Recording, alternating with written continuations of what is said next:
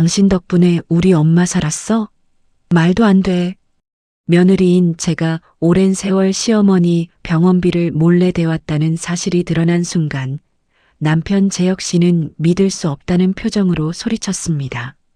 하지만 그때는 이미 이혼 서류에 도장을 찍은 뒤였고 저는 그저 조용히 미소만 지었습니다. 9억 원이 넘는 돈을 쏟아부으며 지켜온 가족이었지만 이제는 모두 남이 되어버렸습니다. 안녕하세요. 저는 올해 43 박수진이라고 합니다. 처음 재혁 씨를 만난 건 28살 봄날이었습니다.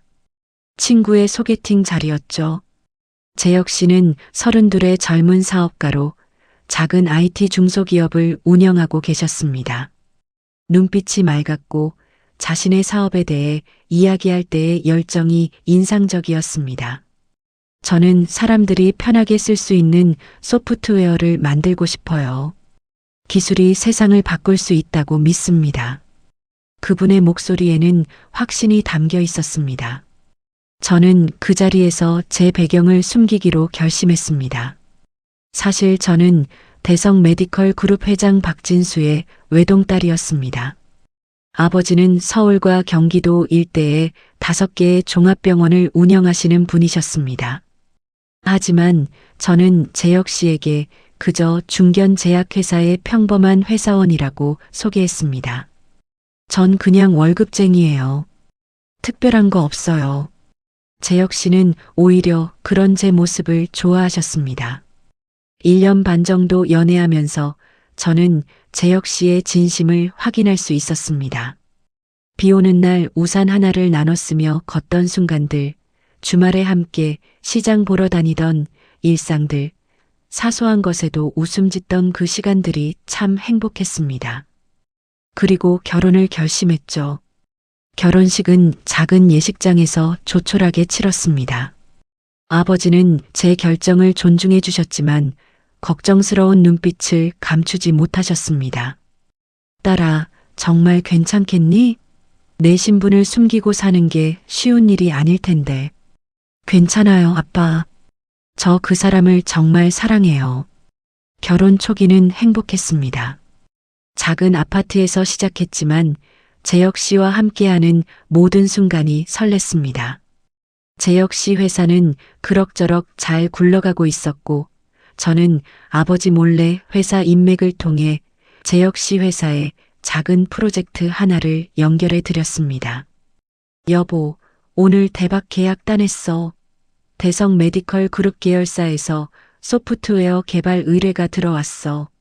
재혁 씨는 신이 나서 저를 안아 올렸습니다. 하지만 시댁에서의 시간은 달랐습니다. 시어머니 김영희 여사는 처음부터 저를 못마땅해 하셨습니다. 첫 명절에 시댁을 방문했을 때부터였죠. 아들이 대학까지 나왔는데 고작 이런 집에서 살게 만들었어? 시어머니는 제가 가져간 선물을 대충 쳐다보시고는 한숨을 쉬셨습니다. 요즘 며느리들은 다 이 모양이구만. 정성이라고는 없어. 저는 고개를 숙이고 죄송하다고 말씀드렸습니다. 결혼 후 얼마 지나지 않아 충격적인 소식이 들려왔습니다. 시어머니가 유방암 진단을 받으신 것입니다. 3기였습니다. 수술과 항암 치료가 필요했고 비용은 최소 5천만 원 이상이 들 것이라고 했습니다. 시아버지는 작은 철물점을 운영하셨는데 그 정도 목돈을 마련하기는 어려운 상황이었습니다. 재혁 씨는 밤마다 고민에 잠겼습니다. 회사 자금을 빼면 직원들 월급이 밀려. 어떡하지? 저는 아버지께 조용히 말씀드렸습니다. 아빠, 시어머니가 아프셔서요. 제 명의로 익명 기부 좀 할 수 있을까요? 아버지는 잠시 생각하시더니 고개를 끄덕이셨습니다. 그래라. 하지만 절대 내 신분이 드러나면 안 된다. 그렇게 저는 익명의 천사라는 이름으로 시어머니의 모든 병원비를 부담하기 시작했습니다. 수술비, 항암치료비, 입원비, 약값까지 한 달에 평균 500만 원씩 들어갔습니다.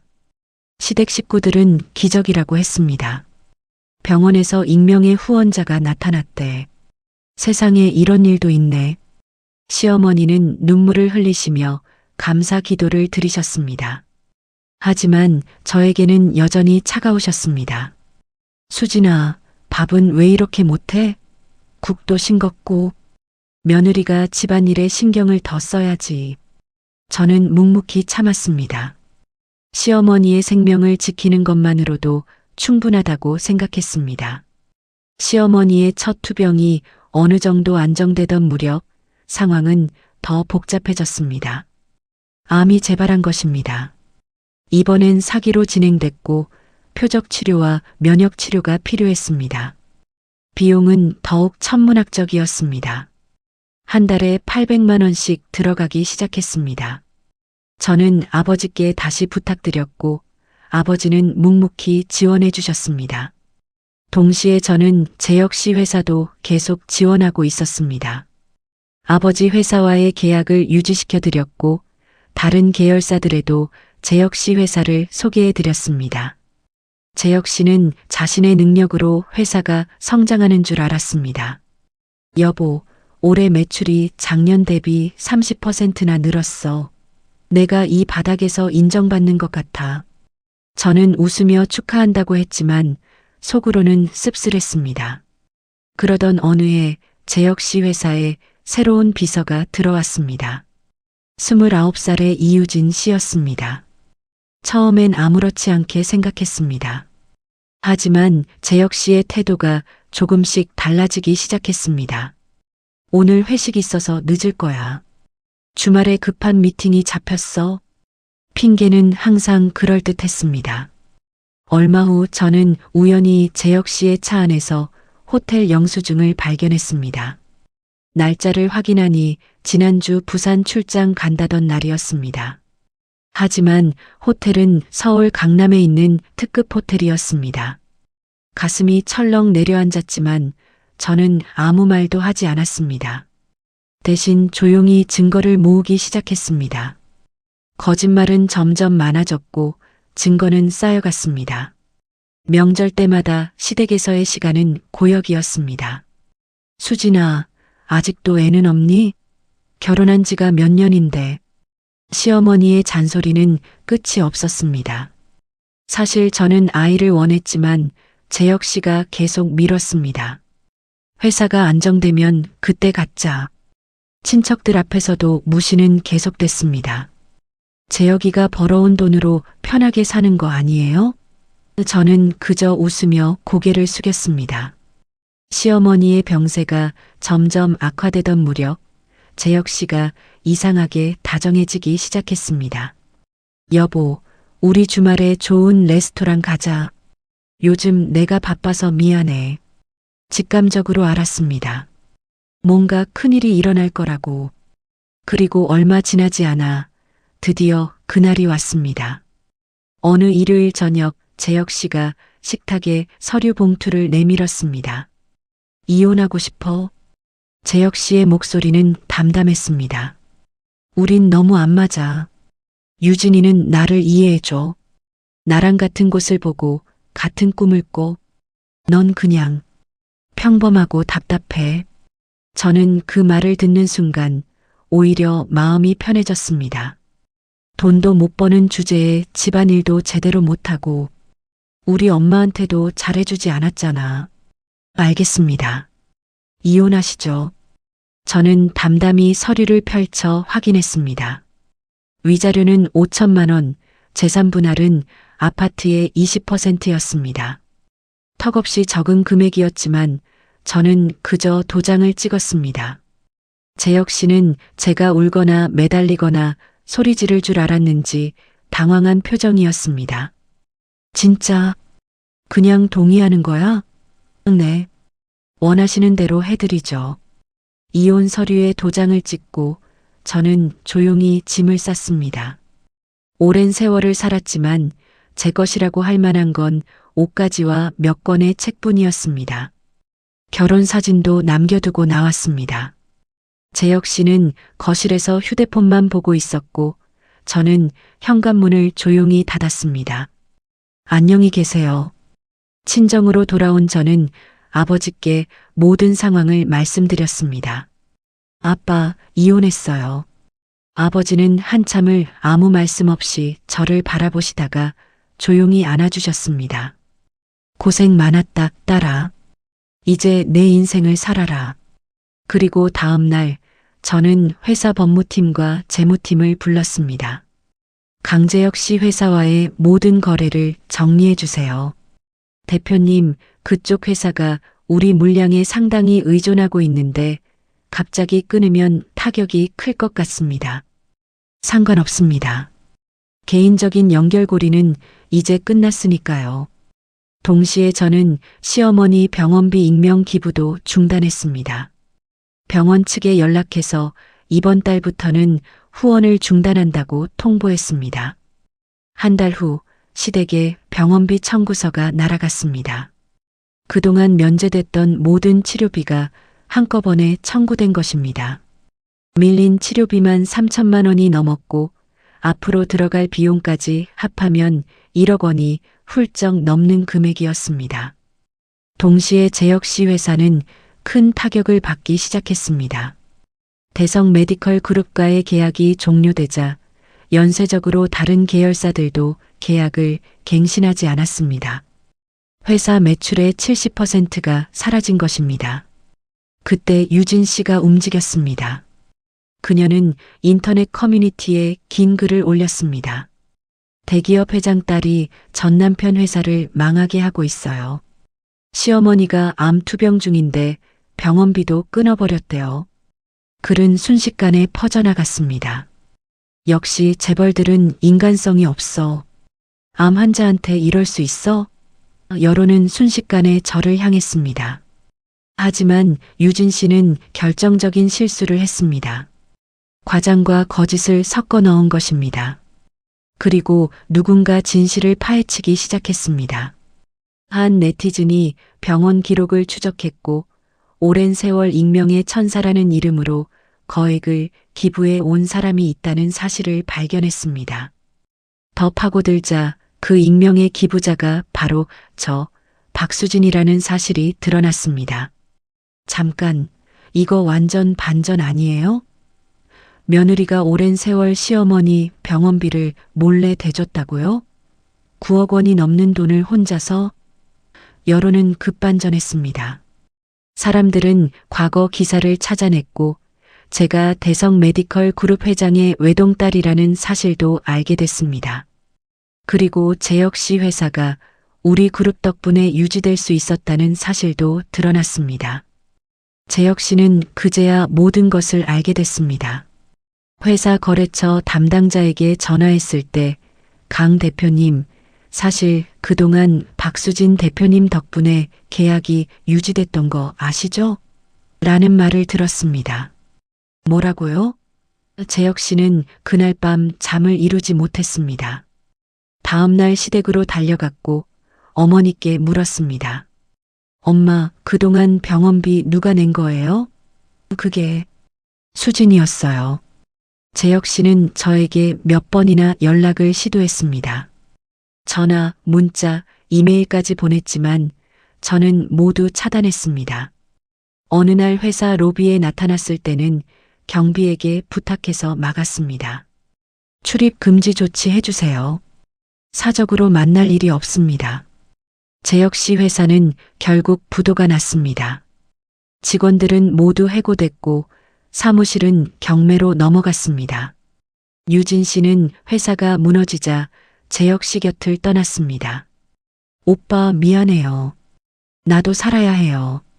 시댁은 아파트를 처분하고 작은 원룸으로 이사하셨습니다. 시아버지는 칠순이 넘은 나이에 경비 일을 시작하셨고 시어머니는 병원비 때문에 치료를 중단하셨습니다. 얼마 후 저는 우연히 재혁 씨를 마주쳤습니다. 회사 근처 카페에서였습니다. 재혁 씨는 작업복 차림의 초라한 모습이었습니다. 수진아. 재혁 씨가 저를 보고 다가왔습니다. 정말 미안해. 내가 정말 바보였어. 모든 걸 잃고 나서야 내가 얼마나 소중했는지 알았어. 저는 잠시 멈춰 섰습니다. 재혁 씨의 눈에는 눈물이 고여 있었습니다. 그 긴 세월이야. 나를 지켜준 게 너였어. 회사도 엄마 병원비도 모든 게 내 덕분이었는데 나는 너무 몰랐어. 이제 아셔도 늦었습니다. 좋은 하루 되세요. 저는 그렇게 말하고 지나쳤습니다. 뒤를 돌아보지 않았습니다. 지금 저는 아버지 회사의 자선재단 이사장으로 일하고 있습니다. 희망나눔재단이라는 이름으로 진짜 도움이 필요한 분들을 찾아 직접 병원을 방문하고 있습니다. 투명하게 기부하고 매달 보고서를 작성하며 후원자들과 소통합니다. 더 이상 누군가의 며느리가 아닌 박수진이라는 이름으로 살아가고 있습니다. 가끔 거울을 보면 예전보다 훨씬 밝은 얼굴이 보입니다. 43세 나이지만 오히려 더 젊어 보인다는 말을 듣습니다. 사랑한다는 이유로 저를 숨기고 살았던 그 긴 세월이 이제는 그저 지나간 계절처럼 느껴집니다. 후회는 하지 않습니다. 그 시간이 있었기에 지금의 제가 있으니까요. 얼마 전 시어머니께서 돌아가셨습니다. 병원비를 감당하지 못해 치료를 중단하신 지 얼마 되지 않아서였습니다. 장례식장에 조문을 갔을 때 시아버지께서 저를 보시더니 무릎을 꿇으셨습니다. 수진아, 미안하다. 정말 미안하다. 저는 시아버지를 부축해 일으켜드리며 말했습니다. 괜찮습니다. 이제 다 지난 일이에요. 재혁 씨도 장례식장에 있었습니다. 많이 늙어 보였습니다. 우리는 눈이 마주쳤지만 아무 말도 하지 않았습니다. 저는 조용히 조문을 마치고 장례식장을 나왔습니다. 밖에는 봄비가 내리고 있었습니다. 우산을 펴고 차로 향하는데 뒤에서 재혁 씨의 목소리가 들렸습니다. 수진아, 정말 마지막으로 한마디만. 저는 멈춰 섰습니다. 돌아보지는 않았습니다. 행복하게 살아. 내가 받아 마땅한 행복을 누리며 살아. 그게 내가 할 수 있는 유일한 속죄야. 저는 고개를 끄덕였습니다. 감사합니다. 그러고 있습니다. 그리고 차에 올랐습니다. 며칠 후 회사로 편지 한 통이 배달됐습니다. 재혁 씨가 보낸 것이었습니다. 대표님, 어떻게 하실래요? 읽지 않고 폐기해 주세요. 이제 그 사람의 감정을 제가 책임질 이유가 없으니까요. 창밖을 보니 봄꽃이 피어나고 있었습니다. 요즘 저는 새로운 프로젝트를 준비하고 있습니다. 숨은 천사 찾기라는 프로그램입니다. 저처럼 자신의 신분을 숨기고 남을 도우며 사는 분들을 찾아내서 공개적으로 감사를 전하고 더 많은 사람들이 선한 영향력을 발휘할 수 있도록 돕는 프로그램입니다. 아버지도 자랑스럽다고 하셨습니다. 딸아, 내가 겪은 아픔이 이렇게 좋은 일로 승화되는구나. 아빠는 정말 자랑스럽다. 아버지의 눈가에 눈물이 맺혔습니다. 저도 울컥했습니다. 아빠, 그동안 저 때문에 고생 많으셨죠? 무슨 소리야? 내가 행복하면 그게 아빠한테는 제일 큰 효도야. 얼마 전에는 한 방송국에서 인터뷰 요청이 왔습니다. 저는 고민 끝에 수락했습니다. 제 이야기가 누군가에게 위로가 되고 용기가 될 수 있다면 기꺼이 나누고 싶었습니다. 촬영 당일 PD님이 물으셨습니다. 그 긴 세월을 뒤돌아보시면 어떤 생각이 드세요? 저는 잠시 생각했습니다. 후회는 없어요. 그 시간이 있었기에 지금의 제가 있으니까요. 다만 앞으로는 제 이름으로, 제 얼굴로 살고 싶어요. 누군가의 그늘이 아닌 햇빛 아래에서요. 회사에서는 제 역할이 점점 커지고 있습니다. 아버지께서 이제 은퇴를 준비하시면서 저에게 더 많은 책임을 맡기고 계십니다. 직원들도 저를 인정해주고 있습니다. 대표님 현장을 직접 다니시는 모습이 정말 인상적입니다. 이런 말들을 들을 때마다 보람을 느낍니다. 요즘 저는 새로운 취미를 시작했습니다. 요가와 명상입니다. 매일 아침 명상을 하면서 하루를 시작합니다. 제 내면의 목소리에 귀 기울이고 감사한 것들을 떠올립니다. 건강, 일, 자유, 사랑하는 사람들. 감사한 것들이 너무 많습니다. 다음 달에는 유럽 출장이 예정되어 있습니다. 스위스와 독일의 의료 복지 시스템을 견학하고 우리 재단에도 적용할 수 있는 좋은 제도들을 배워오려고 합니다. 처음으로 혼자 떠나는 해외 출장입니다. 파리에서 이틀 정도 여유 시간을 가질 계획입니다. 혼자만의 시간을 온전히 즐기고 싶습니다. 그 긴 세월을 돌아보면 참 많은 일들이 있었습니다. 사랑했고, 헌신했고, 배신당했고, 무너졌다가 다시 일어섰습니다. 그 모든 과정이 저를 지금의 박수진으로 만들었습니다. 더 이상 누군가의 그늘에 숨지 않는 박수진, 자신의 이름으로 당당하게 세상을 마주하는 박수진이요. 요즘 제 책상 위에는 액자 하나가 놓여 있습니다. 제가 직접 쓴 문구가 담겨 있습니다.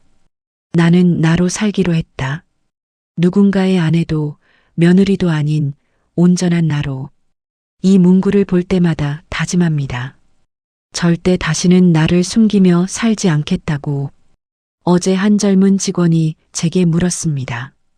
대표님, 혹시 다시 사랑하실 생각은 없으세요? 저는 웃으며 대답했습니다. 글쎄요. 지금은 제 자신을 사랑하는 중이에요. 그게 먼저인 것 같아요. 사실 누군가를 다시 만날 생각이 없지는 않습니다. 하지만 이번에는 제 모습 그대로를 사랑해줄 사람을 만나고 싶습니다. 얼마 전 시아버지께서 전화를 주셨습니다. 수진아, 나야. 시아버지. 목소리가 떨리고 계셨습니다. 네, 아버님.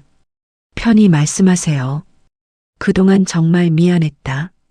우리가 너를 너무 몰라봤어. 내 덕분에 우리가 살았는데. 시아버지는 말을 잇지 못하고 우셨습니다. 아버님, 괜찮아요. 이제 다 지난 일이에요. 아니야. 괜찮지 않아. 내가 얼마나 힘들었을지. 재혁이 녀석도 지금 많이 후회하고 있어. 아버님, 각자의 인생이 있는 거예요. 저는 제 길을 가고 재혁 씨도 재혁 씨 길을 가시는 거고요. 건강하세요. 전화를 끊고 나니 가슴이 먹먹했지만 동시에 시원했습니다. 지난주에는 한암 환자분을 만나 뵀습니다. 60대 후반의 여성분이셨는데 혼자 투병하고 계셨습니다. 자녀들은 모두 해외에 나가 있고 남편은 일찍 돌아가셨다고 했습니다. 원장님, 저 같은 사람을 왜 도와주시려고 해요? 그분이 떨리는 목소리로 물으셨습니다. 세상에 혼자인 사람은 없어야 한다고 생각해요. 우리가 함께 있을게요. 그분은 제 손을 꼭 잡으시며 우셨습니다. 저도 덩달아 눈물이 났습니다. 그날 저는 깨달았습니다. 제가 겪은 그 긴 시간이 헛되지 않았다는 것을요. 그 시간이 있었기에 다른 사람의 아픔을 진심으로 이해할 수 있게 됐고, 진짜 도움이 필요한 곳에 손을 내밀 수 있게 됐습니다. 오늘도 저는 출근길에 거울을 봤습니다. 43세 여자가 서 있었습니다. 주름이 조금 늘었지만 눈빛은 더 맑아졌습니다. 미소도 더 자연스러워졌습니다. 오늘도 좋은 하루 보내자, 수진아. 스스로에게 말했습니다. 그리고 현관문을 열고 세상으로 나섰습니다. 세상은 여전히 복잡하고 때로는 힘들고 가끔은 불공평합니다. 하지만 저는 이제 압니다. 제가 누구인지, 어디로 가야 하는지, 무엇을 위해 살아야 하는지, 그리고 그것만으로도 충분합니다. 박수진으로 사는 것, 그것만으로도 충분히 의미 있고 아름답습니다. 오늘 이야기가 여러분께 작은 위로가 되었기를 바랍니다. 혹시 지금 힘든 시간을 보내고 계신 분이 계시다면 꼭 기억해 주세요. 끝은 또 다른 시작이고 무너짐은 더 강하게 일어서기 위한 준비 과정이라는 것을요. 여러분도 충분히 일어설 수 있습니다. 저처럼요. 이 이야기가 도움이 되셨다면 구독과 좋아요 부탁드립니다. 여러분의 응원이 더 많은 이야기를 나누는 힘이 됩니다. 오늘도 건강하고 행복한 하루 보내세요. 감사합니다.